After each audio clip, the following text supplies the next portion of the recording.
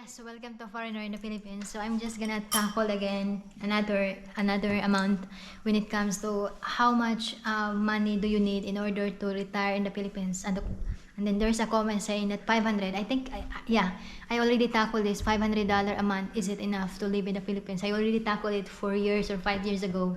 You know, and my answer is yes. It's kind of new to the new viewers. My answer is yes. As I said, depending on what kind of lifestyle you choose. Depending on what kind of lifestyle that you want. If you got $500, that's around 30 now. I think 500 times 1,000 times 59. Yeah, let me calculate. I'm not good in I'm always rely on calculators, so now I'm not good. Yeah, that's 29,500. Lovely. Can you please? Yeah, so 29,500. Can you able to survive in the Philippines? And my answer is yes.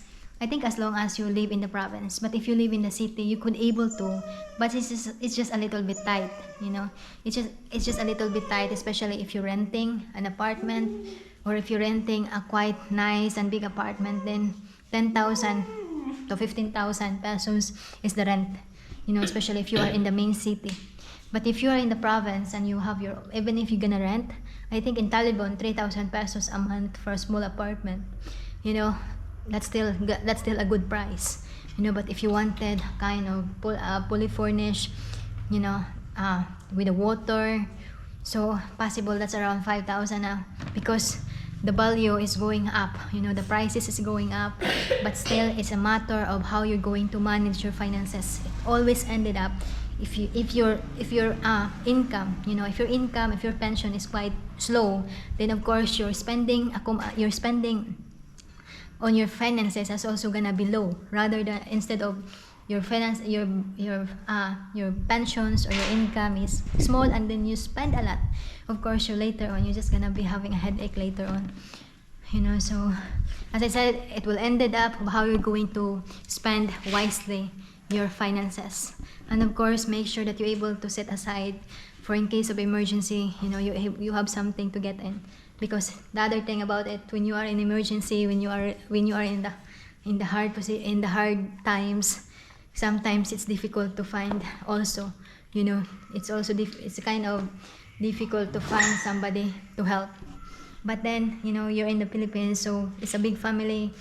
When you're in the Philippines, just always been helpful, always been friendly, and those people surround you will be able to help in your difficult times. But it's better.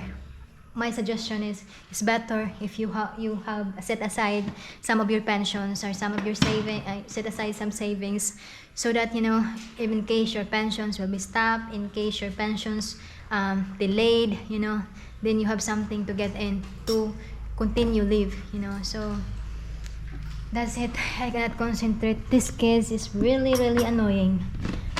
So the question is, can you able to live comfortably on your $500? Yes.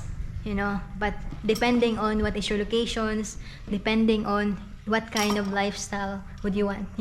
Because if your pension is $500, and then you got cars, you got motorcycles, the gasoline is quite high. It's quite high. So before, when we arrived here, when we got first multi-cab, the diesel, the gasoline at the time was just around 30 something, and now it's 57, or the diesel now is 81, so something like that. So yeah, so I already tackled it. Watch it in our other videos, in our old videos. I think there's 1 million views on that, but sometimes they're saying that it's about Terence, that video, which is not. So I just inspired. I saw some blogs, so I said, how about I tackle this one? And I didn't expect that it bloomed, and went viral. So again, thank you. And as I always said, it's a matter of how you're going.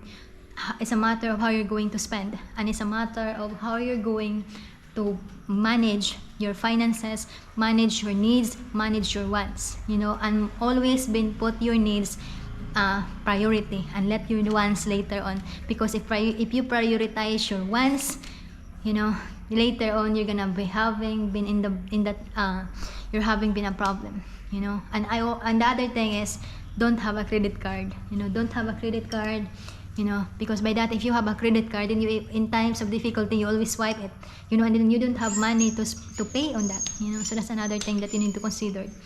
So Terrence and I don't have a credit card at all, so we have a debit card. We got one debit card, we got one debit card, and then if nothing there, then we don't spend, you know. And if we know, we always, you know, at every beginning of the month, we always set aside this one, and then later on at the end of the month, I said, no, we cannot do that, we cannot buy that, we cannot do that. So we always have a specific of how much we're going to spend, you know, and always set aside something, you know. So have a great day. Thank you so much. And as I said, it's a matter of what place you are. If you are in the city, if you are in the province, it's a matter of how you're going to manage your finances and how are you going to prioritize things. So have a great day. Thank you so much. It's really distracting me, this kid. Bye bye, and God bless. Subscribe. Oh, that's our viewers there.